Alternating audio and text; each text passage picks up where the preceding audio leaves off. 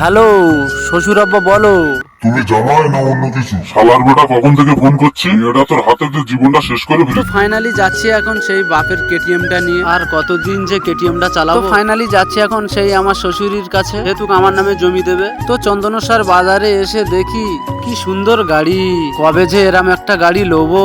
আর বাপের কেটিএম চালাতে ভালো লাগে না। তো ফাইনালি আমার নামে দলিল হয়ে গেছে। শ্বশুর মশাই কতটা জায়গা দিয়েছো আমার নামে, আর দেখতেই পাচ্ছ এটাই আমার শ্বশুর মশাই। না সরি, ইনি হলেন সেই বাপ্পা মোহরি, তো ইনি আমার মামা হয়। তো যেহেতু যদি কারুর দলিল করার ইচ্ছা হয় অবশ্যই কমেন্ট করে জানাবেন। তো ফাইনালি যাচ্ছি এখন সেই মামার বাড়ি, না মানে পুলিশ স্টেশন। আর কিসের জন্য যাচ্ছি সেটা বলবো না। আর যদি ভিডিওটি যদি ভালো লাগে অবশ্যই লাইক কমেন্ট শেয়ার করবেন আর পাশে থাকবেন। Tata bye bye, next video আবার দেখা হবে।